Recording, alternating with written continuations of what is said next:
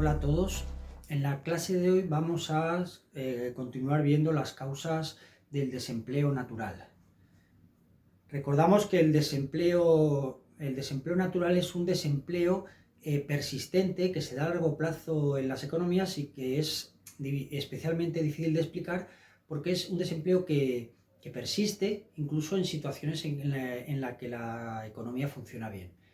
Y otra forma de verlo es un desempleo que no se puede solucionar con la política monetaria, poniendo más dinero en la economía y para que aumenten las compras.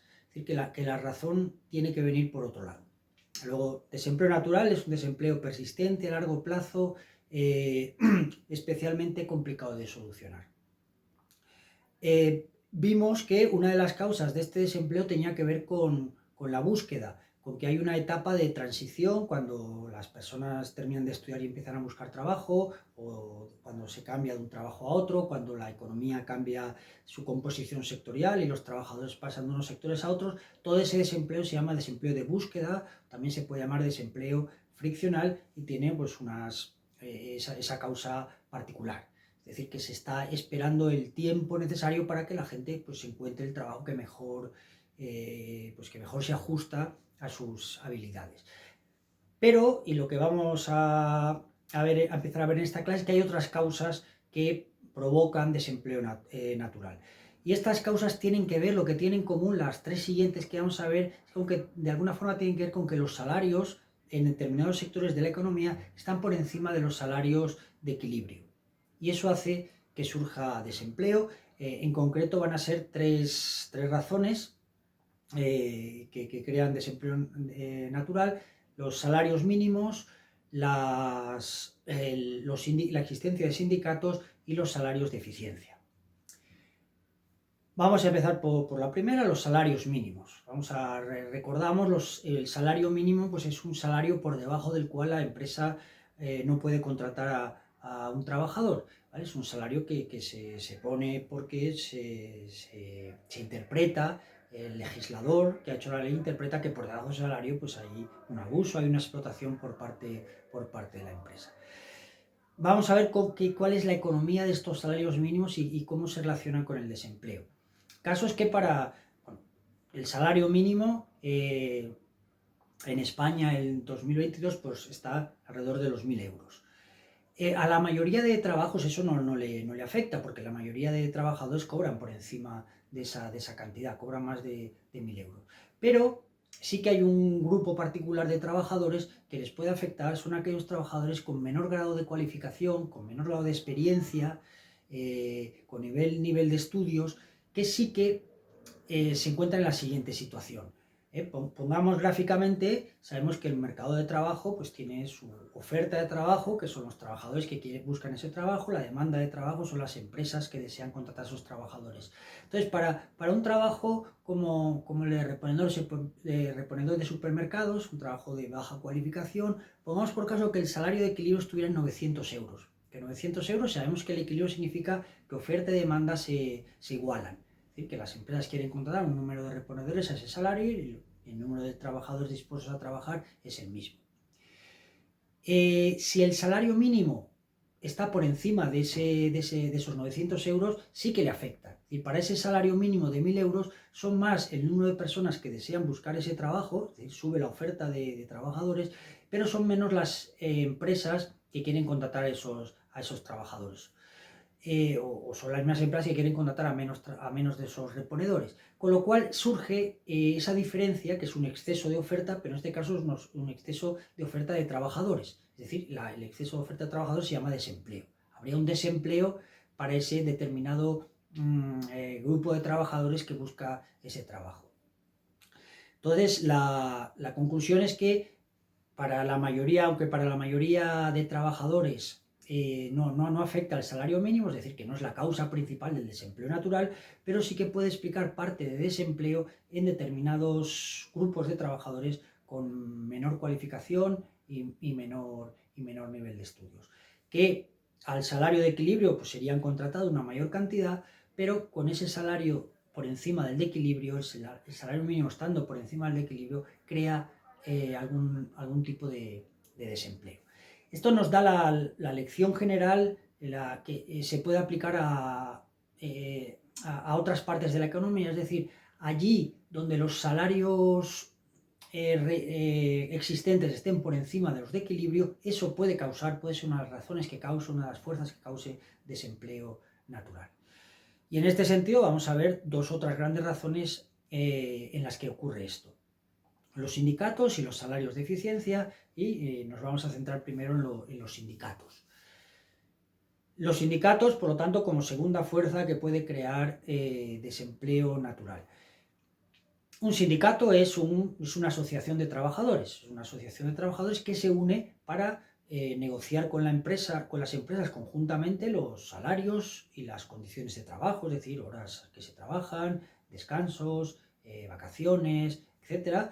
Y entonces, negociándolo colectivamente, conjuntamente, el grupo de trabajadores tienen más fuerza, tienen más poder para conseguir sus reivindicaciones laborales, ¿no? Mejores salarios y mejores condiciones de trabajo. Entonces, si lo pensamos bien, ¿qué es un sindicato? Un sindicato es una especie de cártel. Un cártel era una unión de vendedores de un bien o un servicio.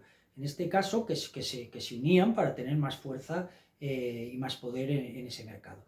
En este caso, los trabajadores actúan como un cártel uniéndose, son los vendedores del trabajo, y unidos, asociados, pueden tener más poder para negociar las condiciones de trabajo. El nivel de sindicación, cuántos trabajadores están en sindicatos, pues cambia según las economías. En Estados Unidos está alrededor del 15% de trabajadores sindicados.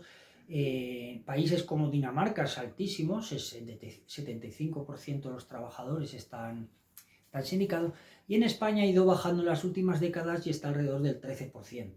Que es más bien baja la cantidad de trabajadores que están sindicados. Esas negociaciones que hacen los sindicatos con las empresas para determinar el nivel salarial y otras condiciones de trabajo se llama negociación colectiva. La negociación colectiva, por lo tanto, es el proceso, las negociaciones que se hacen, que a veces son más fáciles, a veces duran más, para lograr esas condiciones de trabajo. Si en algunas ocasiones los sindicatos no consiguen las reivindicaciones que quieren, es decir, el nivel de salarial para el sector que representan, un instrumento que tienen de presión, que está recogido en las constituciones, es la huelga. Entonces, la huelga es pues dejar de trabajar durante un determinado tiempo para, si la empresa le faltan trabajadores, no puede producir tanto, reduce su producción, reduce sus ventas y reducen sus beneficios. Si la huelga es suficientemente amplia, respaldada por bastantes trabajadores y duradera, pues puede hacer que las empresas del sector donde se hace la huelga acepten las condiciones de los trabajadores, y en ese caso pues la huelga ha conseguido como instrumento de presión sus objetivos. ¿Vale? Los padres de las democracias y de las constituciones entendieron desde los inicios que tanto los sindicatos tienen un sentido, es decir, así como los cárteles entre empresas están prohibidos, este es un cártel que está legalmente permitido para equilibrar el poder entre empresas y trabajadores. Como hay en la economía empresas pues con tanto poder, esto hace que los trabajadores pues igualen por lo menos o compensen en algo el poder de las empresas. Y la huelga también se considera un instrumento pues legal y necesario para en algunas circunstancias los trabajadores pudieran presionar. Muy bien. ¿Cuál es entonces la economía que hay detrás, detrás de los sindicatos? Es decir, cómo se relacionan con el desempleo natural. Si hemos visto que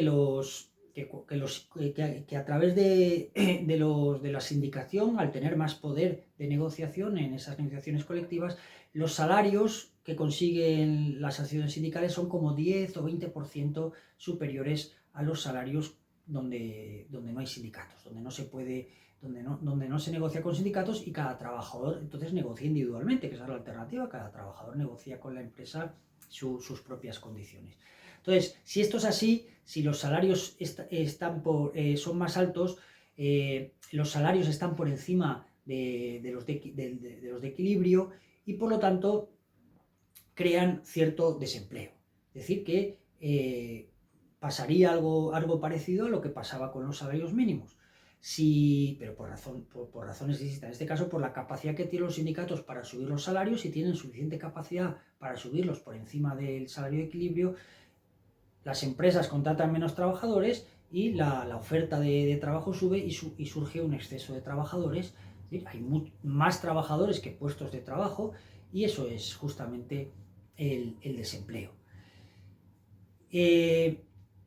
Como hay trabajadores que se quedan sin trabajo, lo que hacen, van a buscar trabajo a empresas o sectores donde haya menor grado de sindicación y puedan entonces aceptar salarios más bajos.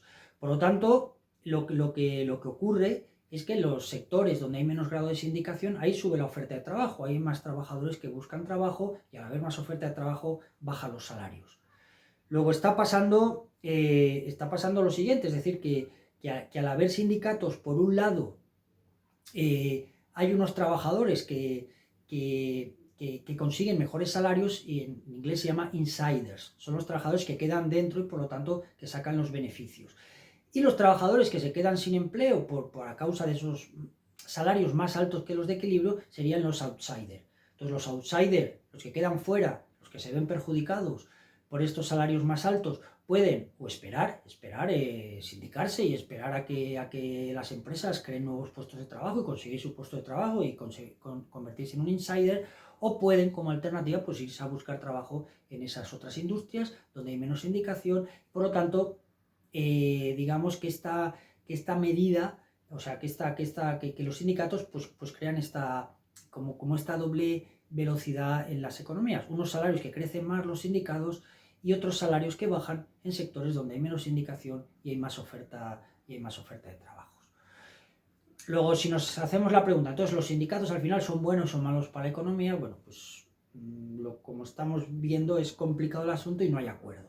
Vamos a ver las dos visiones. La visión de economistas que creen que son negativos o que tienen una parte negativa para las economías, lo que destacan es básicamente esto que estamos diciendo. Son ineficientes y son injustos, digamos. Son ineficientes porque crean mayor desempleo. O sea, la economía, si no tuviera esos sindicatos, los salarios serían más bajos y habría más empleo. Luego crean desempleo y por otro lado son injustos porque crean unos salarios más altos en una parte de la economía protegida por los sindicatos, pero toda la parte de la economía que no está protegida por los sindicatos, pues tienen que aceptar salarios más bajos. Es decir, que crea diferencia entre los trabajadores, lo que llamamos los insiders, los que quedan protegidos por los sindicatos, y los outsiders, los que quedan fuera de esa protección y que tienen que aceptar salarios más bajos, o incluso el grupo de trabajadores que ni siquiera consigue trabajo, que se queda sin empleo, y eso es lo más injusto de todo, que no consigan empleo. Esas son las críticas. Entre los defensores, porque son buenos los sindicatos en una economía, pues destacan el hecho de que las empresas tienen mayor poder que cada trabajador individual. Incluso las grandes empresas y en unas economías donde cada vez hay más poder de mercado por parte de las empresas, pues hace falta un contrapoder. Y los sindicatos, esa asociación de trabajadores, hace de contrapoder al ya poder que tienen las empresas. Entonces, si las empresas tienen poder, pues hay que darle poder a los trabajadores para asociarse y poder negociar mejores condiciones de trabajo, si no, a largo plazo pues las empresas tenderían a abusar, a bajar los salarios, a empeorar las condiciones de trabajo. Entonces, por un lado, es una cuestión de equilibrio de poderes en la sociedad y en la economía. Y por otro lado, incluso, lo que dicen es que el trabajo tiene, por un lado está el salario, pero por otro lado está el horario, las condiciones, qué pasa si un trabajador se pone enfermo, qué pasa con las vacaciones, con los descansos, hay muchas cosas que hay que negociar. Entonces, incluso para la empresa es beneficioso, en vez de negociarlo individualmente con cada trabajador, negociarlo de forma colectiva con un sindicato que representa bien a los trabajadores, a todos o a la mayoría. Y esa negociación, al ser colectiva, al ajustar las condiciones de trabajo para todos en conjunto a la vez, pues mejora las posibilidades de la empresa a saber qué condiciones tiene que dar y cómo va a organizar su trabajo. Desde este punto de vista eso es positivo tanto para los trabajadores como para las empresas. Luego, en conclusión, estamos viendo, centrando el tema del desempleo dentro de las economías. Por un lado está el desempleo cíclico, que tiene que ver con subidas y bajadas de la demanda, que hace que las empresas contraten a más o menos trabajadores. Bueno, por un lado. Por otro lado, es el más difícil de explicar, que es el desempleo natural, que es que incluso cuando las economías no tienen un problema de demanda, están funcionando bien, pues aún así el desempleo nunca llega a cero.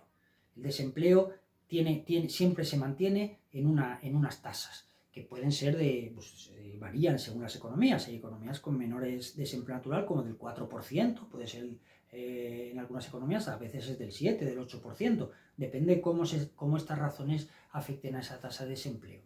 En concreto, hemos visto que este desempleo natural tenía dos bloques de causas muy distintas. El bloque de causa que tiene que ver con la búsqueda de empleo, y el desempleo friccional, que se va por un lado, y por otro lado las causas que tienen que ver con que el salario sea mayor que el equilibrio.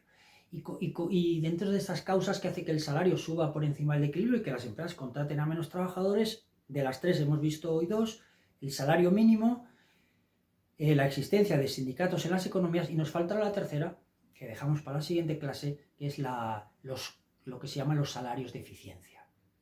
Muy bien, pues seguimos con esto la siguiente clase.